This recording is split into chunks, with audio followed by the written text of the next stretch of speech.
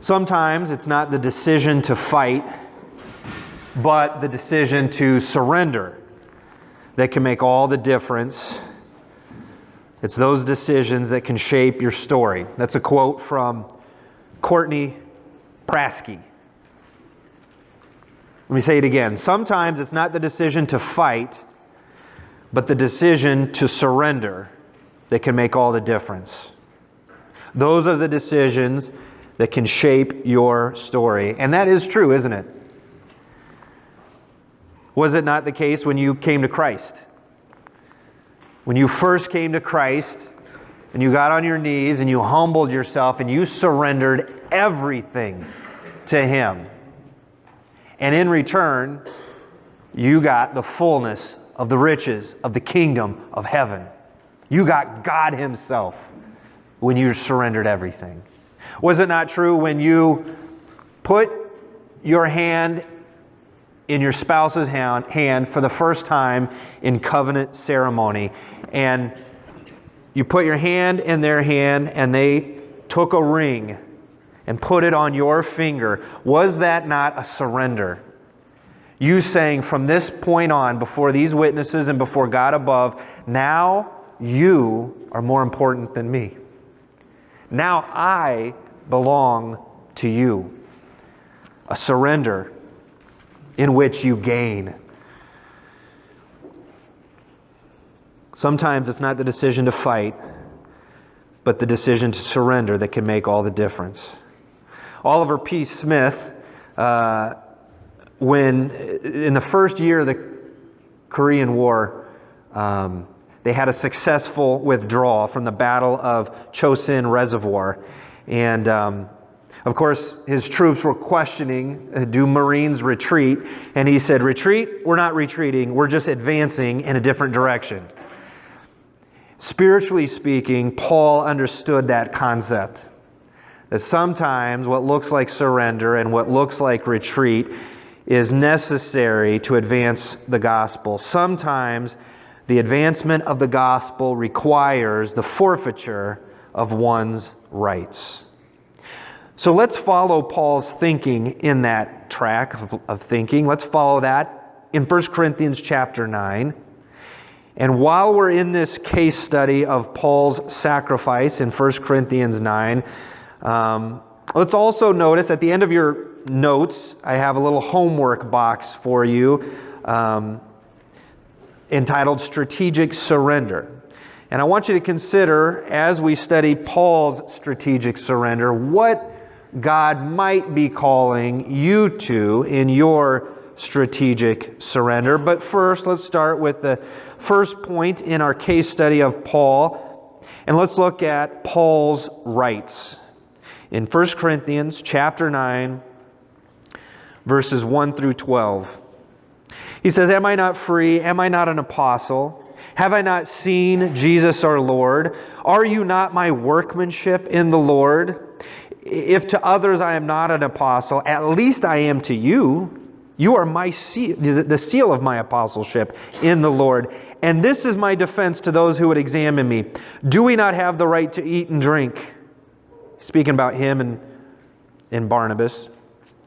Do we not have the right to take along a believing wife, as the other apostles and the brothers of the Lord and Cephas? Or is it only Barnabas and I who have no right to refrain from working for a living? Who serves as a soldier at his own expense? Who plants a vineyard without eating any of its fruit? Or who tends a flock without getting some of the milk? Do I say these things on human authority? Does not the law say the same? For it is written in the law of Moses, you shall not muzzle an ox when it treads out the grain. Is it for the oxen that God is concerned? Does He not certainly speak for our sake? It was written for our sake, because the plowman should plow in hope, and the thresher thresh in hope of sharing in the crop. If we have sown spiritual things among you, is it too much if we reap material things from you? If others share this rightful claim on you, do not we even more? So here, Paul describes his rights. He says, I have some rights here. Remember, the context here is coming right off of chapter 8 and verse 13, where they're discussing, should we eat meat that's been offered to idols or not? And Paul's ultimate conclusion in chapter 8 is, if food makes my brother stumble, I will never eat meat, lest I make my brother stumble. And then chapter 9 is kind of a defense of, lest you doubt my willingness to forfeit what I have a right to, let me remind you, first of all, he says, I have some rights that I'm already forfeiting. And he delineates what his rights are. He says in verse 4, I have the right to eat and drink. I think this is kind of segueing from, I'm already giving up the right to eat meat in front of some of you in the Corinthian church. But I think there's also this right to eat and drink. I think there's also kind of, he wants them to consider his right to eat and drink on a more fundamental and existential level. Because he didn't charge them for his ministry when he was planting the Corinthian church. And so in a sense he's saying, I mean, you didn't give me any money at all. Do I have the right to eat and drink? I mean, I have to have something to survive, and I didn't ask you for it. In verse 5 he says, I have the right to take a wife. He refers to the brothers of Jesus. They have wives. Peter, he has a wife. The other apostles, they have wives. Barnabas and I, we chose not to take a wife.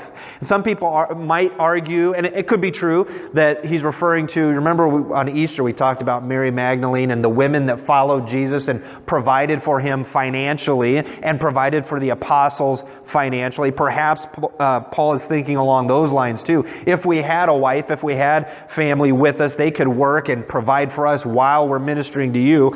But for sure what we know is that they forfeited the right to take a wife. And then in verse 6, he concludes with, we have the right to earn a living. He said, shouldn't I get paid for ministering to you? So he delineates a list of rights.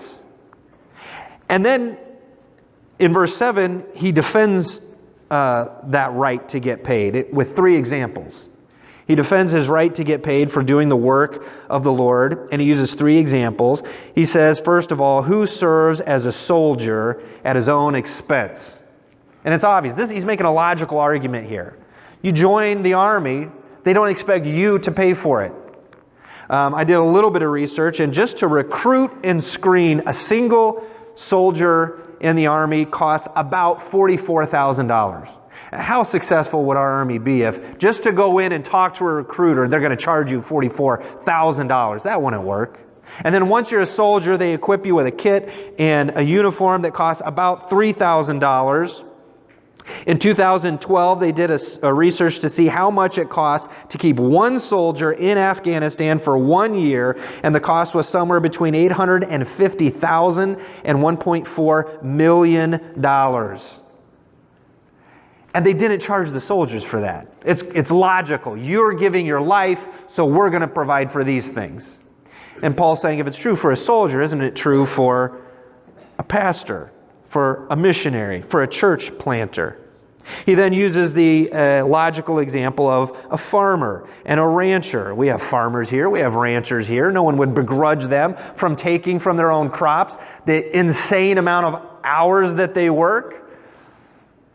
That's theirs. They have the right to take from it. I saw that Shaq institutes with his kids a dad tax. And I've started doing that with my kids too, a dad tax.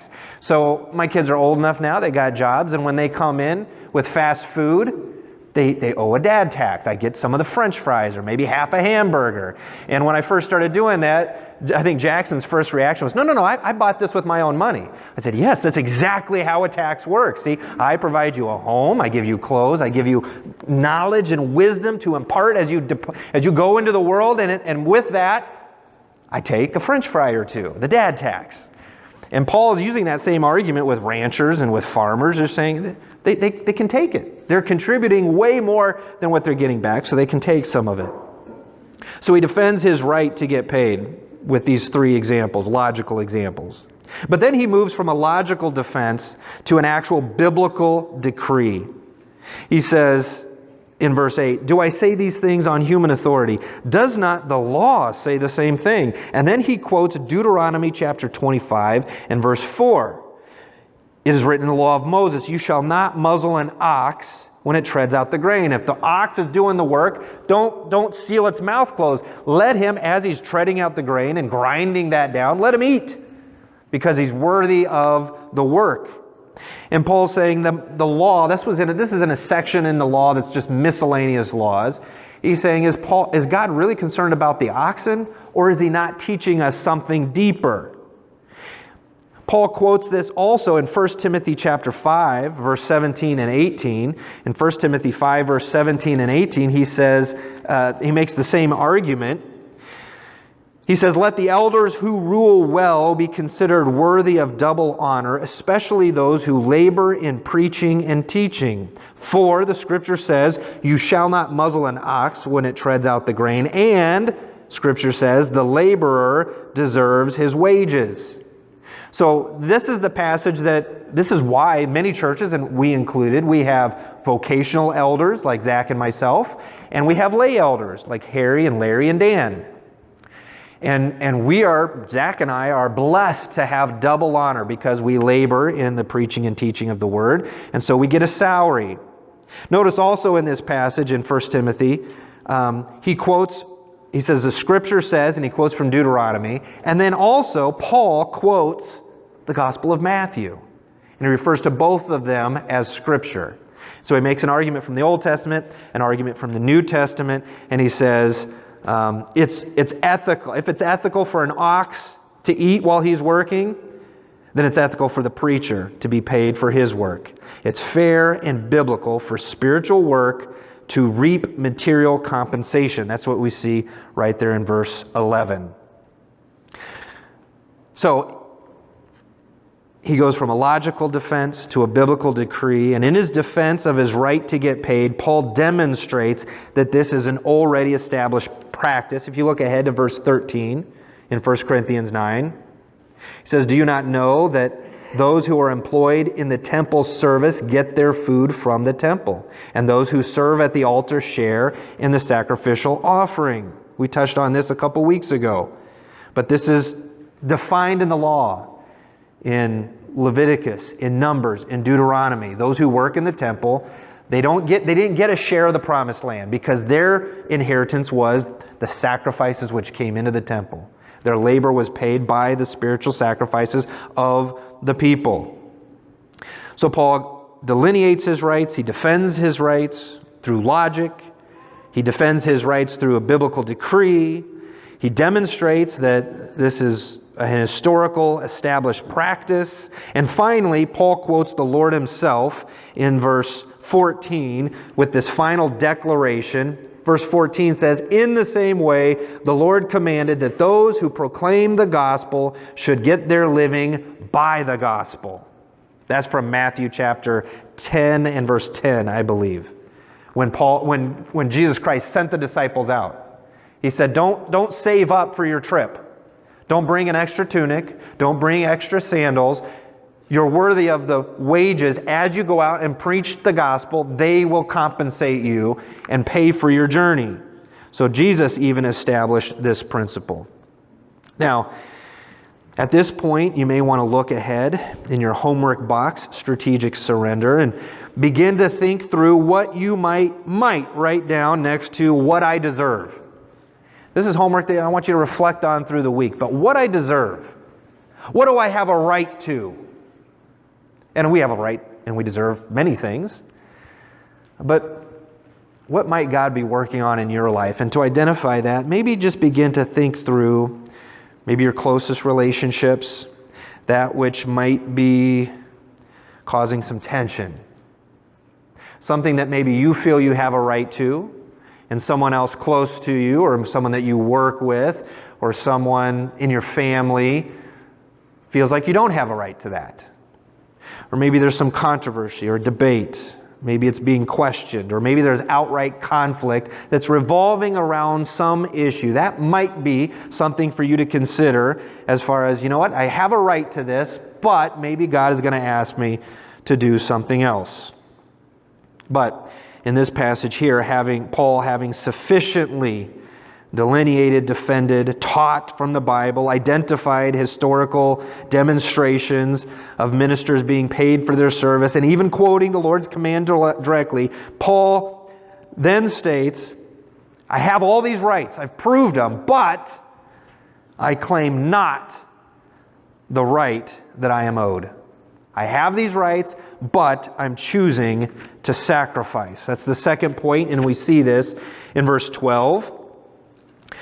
At the end of verse 12, at the beginning of that paragraph, he says, "Nevertheless, we have not made use of this right, but we endure." It would be easier if you gave me this right, but we didn't make use of it. And not only that, we see in verse 15, he says, "I have made no use of any of these rights, nor am I writing these things to secure any such provision." So he made this huge argument about his rights, and he says, "I'm not doing it to change your mind. I'm just letting you know I have the right, but I'm forfeiting the right." That's Paul's sacrifice. Paul didn't have to do this. In fact, in other churches, we know that Paul didn't do this. This is something that he did in maybe one other church, for sure in Corinth. But he was happy to take money from other churches. But for some reason, he wanted to sacrifice for the Corinthian church. We already saw in 1 Timothy chapter 5 that he commanded the church to compensate for the elders that minister there. In 2 Corinthians chapter 11, if you want to turn there real quick, we'll be back there a few times. But in 2 Corinthians chapter 11 and verse 7, he says, "I preached God's gospel to you free of charge. I robbed other churches by accepting support from them in order to serve you. And when I was with you, I was in need, but I did not burden anyone, for the brothers who came from Macedonia supplied my need. So I refrained and will refrain from burdening you in any way." You look across the page at chapter 12, he says the same thing down in verse 14. He says, "Here, for the third time, I am ready to come to you." He's been to them twice. And he says, "And I will not be a burden, for I seek not what is yours, but I seek you." So Paul is committed through 3 different journeys to Corinth never to charge them for his labor. He wasn't opposed to receiving compensation because he received it from other churches, but he chose to sacrifice for the Corinthians. And this is the very nature of sacrifice. Sacrifice is forfeiting something voluntarily that you are not obliged to give. But for the sake of other considerations, you give it anyway. If it is forced, it's not a sacrifice. Just remember that when you're asking someone to sacrifice for you. If you're putting so much pressure on them that they have no other choice, it's not a sacrifice. If it's inconsequential to you, that's not a sacrifice. I've known people that gave up some vice that they really weren't interested in the first place, and they wanted to get credit for it. It's not a sacrifice if it's inconsequential to you. When you sacrifice something that is of consequence, then it's a sacrifice. If it's not something that is rightfully yours, it's not a sacrifice. This is why Paul went through so much effort to demonstrate that he did have a right to be paid. He wanted to show them, like, listen, this is rightfully mine, but I sacrifice it. Because if it wasn't rightfully his, it wouldn't legitimately be a sacrifice. I don't know if you know this about me, but I, at one point, was invited to be a part of a major motion picture. I was invited to be in a scene in a major motion picture that was in the public theaters across the country, and I declined. And I remind my family of that fairly often. I could have been the next Tom Cruise. Who knows? I gave it up for the family life because I wanted to live a simple life with my family. I didn't want to get caught up in Hollywood. And that's true. To whatever degree, you know, it's up to you to decide how much I sacrificed to be your pastor and my family's husband and father. But Paul didn't leave it up to debate. He made it very clear. I actually do deserve to have this right, but I sacrifice it, and my sacrifice is real, and my sacrifice is legitimate. Now, looking again at your homework box, don't choose yet what it is that you might be willing to sacrifice for a couple reasons. One, I just want to make it clear, you're not obligated to sacrifice anything. This passage is not commanding you to sacrifice anything. But also, we haven't yet discovered what Paul's motivations behind his sacrifice are. So let's look at that next. Our third stop in Paul's case study and in this passage is verses 15 through 18, where, having looked at Paul's rights, having looked at Paul's sacrifice, now we look at Paul's motives.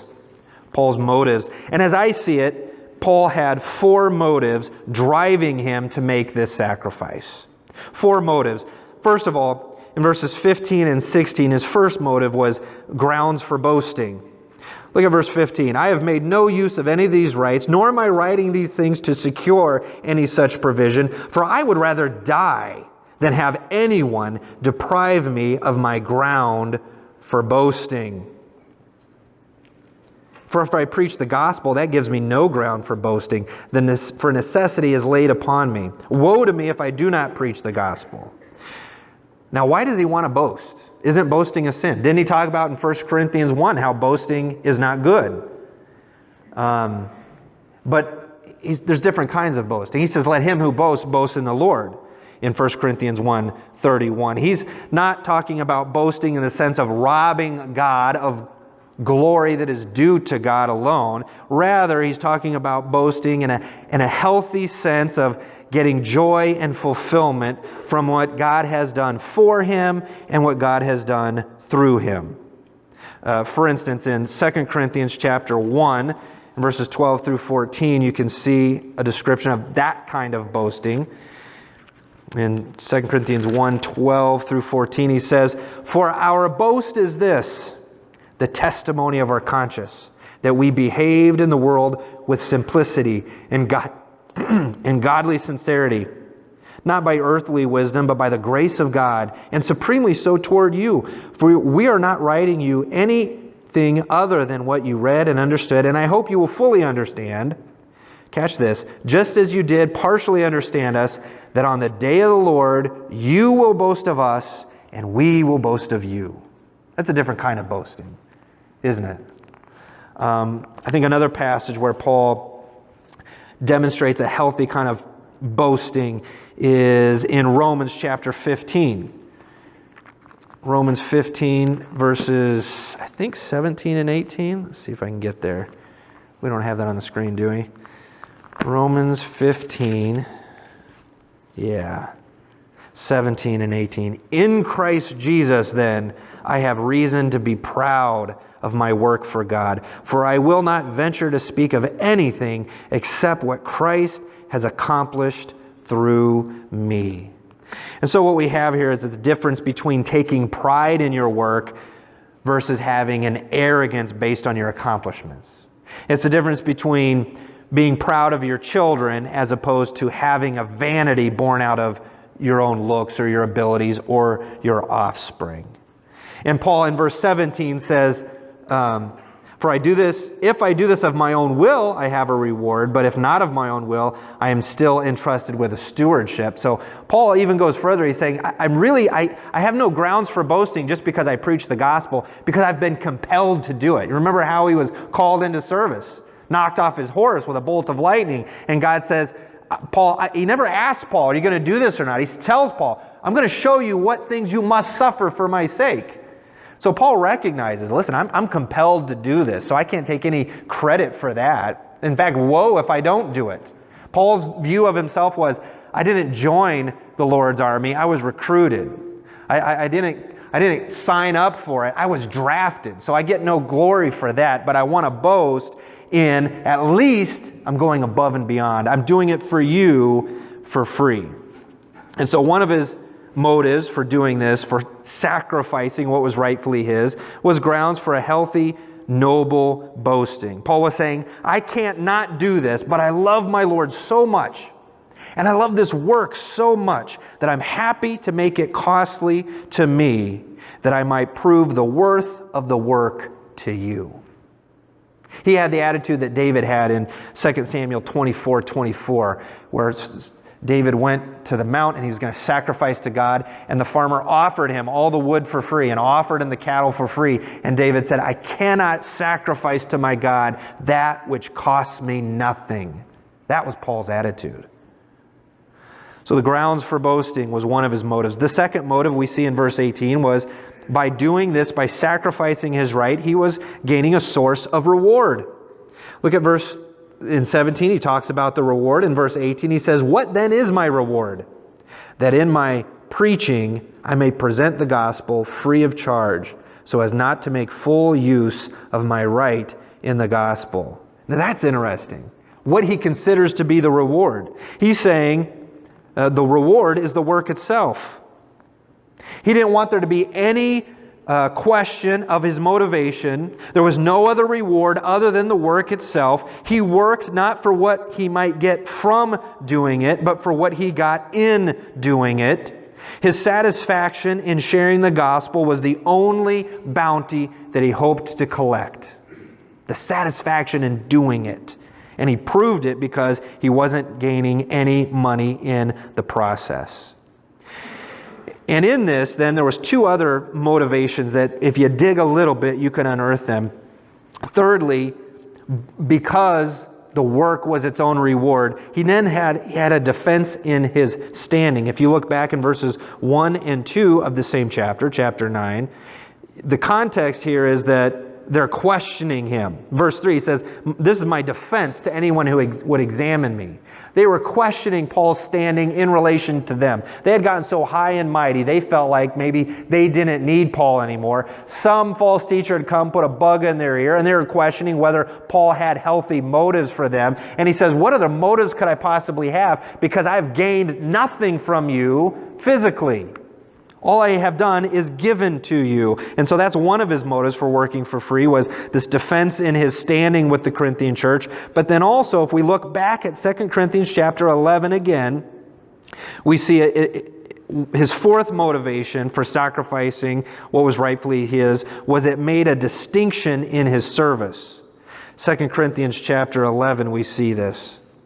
He talks about doing it free of charge for them.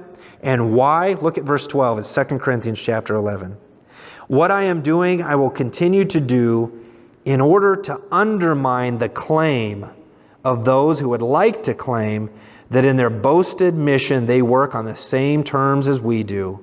For such men are false apostles, deceitful workmen, disguising themselves as apostles of Christ. And no wonder, for even Satan disguises himself as an angel of light. So it is no surprise if his servants also disguise them as servants of righteousness. Their end will correspond to their deeds."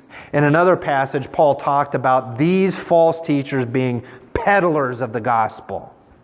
Have you ever had something peddled to you? It's not a pleasant experience.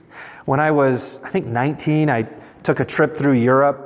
And that was before cell phones or, I was just young and foolish. And I just went, I went to 10 different countries and on my own, didn't know what I was doing. I knew a few people over there. But when I was in Paris, there was these artists everywhere and they want to draw a caricature of you. And I didn't want it. And I didn't know how much the money was worth or whatever, but they hound you. They come down and they're like, no. I can't speak in a French accent, but they're trying to get me. They go like this. They want to draw me. And you're like, "No, I have no money, no." And you try to get away and they come, they grab you, they set you down in the chair. For me. And so they just do it for me. I just need practice. Just do it for me. I won't charge you. I just want to practice. Okay, fine. So then you sit there and they draw you and then you get up to leave. And they chase you. "Oh, no. And they tell you the price. And they go like this. "Come on, I did this, now you pay." Like, "No, you told me I didn't have to pay." And I start to walk away and he goes like this. He rolls it up. He goes, hey. And he comes behind me, he taps me on the shoulder, and he tells me the price. And then finally I get the money out and I take it with me. That I was peddled this product that I didn't want. I was convinced by this guy through aggression that I was doing something for him, that I would be happy with the result, and I wasn't. And I ended up paying for something that I didn't want, doing something that I didn't want to do. And Paul's saying, you've got these guys, these false apostles. They're phonies. And they're coming to you. You think you're getting something from them, but they're getting rich off of you. There's a lot of these apostles still around today.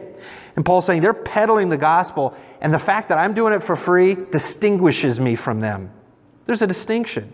It's clear that I'm not in their rank. So that was Paul's motives. Now quickly, As you consider your homework, now having seen some examples of why Paul sacrificed, perhaps you can think of maybe why you might want to sacrifice something that you clearly have a right to, but maybe there is a motivation for you to sacrifice it. That's something you're going to need to think about this week. But one last point, one final point in this examination of Paul, and this in verses 19 through 23, we see his motivation, but in verses 19 through 23, we see his goal, his ultimate goal in sacrificing.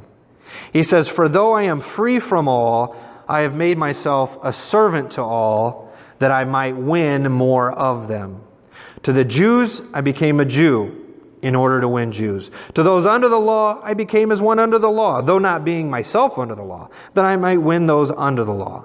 To those outside the law, I became as one outside the law, not being outside the law of God, but under the law of Christ, that I might win those outside the law.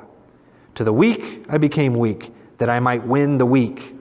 I have become all things to all people, that by all means I might save some. I do it for the sake of the gospel, that I may share with them in its blessing." So Paul made it clear, I'm not going to compromise my obedience to Christ. I'm not going to submit myself to unlawful expectations, but I am going to go as far as I can to be all things for all people. He says, to the Jews, I became a Jew. We have in Acts where he went to the temple and shaved his head as part of an oath. He had Timothy circumcised. So he went above and beyond just to try to adhere himself to the Jews. I imagine when he was around the Jews privately, where it was only Jews, he probably didn't eat unclean meat. When he was with the Gentiles, he had no problem with it. I imagine if a Gentile asked him out to do something on the Sabbath, he was happy to go, because he's trying to become all things for all people. When he was with poor people, he lived in their standards so that he might win some. He just wanted to win some. His sacrifice was meant to remove any potential obstacles to those who might receive the gospel. He says as much at the end of verse 12, where he says, we have not made use of this right, but we endure anything rather than put an obstacle in the way of the gospel of Christ. And so his aim was to win. And this week, as you go through that homework assignment and you think about what you might want to sacrifice or what you have a right to, think about who you're doing it for. Maybe you have a loved one that's an unbeliever and you've put up some obstacles in their way that makes the gospel unnecessarily distasteful to them. Maybe political views. You have a right to them, but maybe you don't have to bring them up in front of this person, that you might win them to Christ. Maybe you have a spouse, and they're saved and you're saved, but maybe you need to sacrifice something for them to win them back to the gospel, or to demonstrate the gospel in your life. Or maybe there's something in your life that no one is asking you to forfeit, and you don't have to forfeit it, but just to demonstrate your devotion and love to Christ alone. No one else is even going to know about it, but you're going to give it up just to demonstrate your faithfulness to Christ. Maybe that's what your aim will be. You need to consider these things and pray over these things. But in conclusion, and as we prepare for communion, and I would ask our elders to come forward to take the elements. And as soon as you get up here, gentlemen, please start to distribute them amongst the congregation. But in conclusion, Paul's given us a great example of what it means to sacrifice that which you don't have to sacrifice.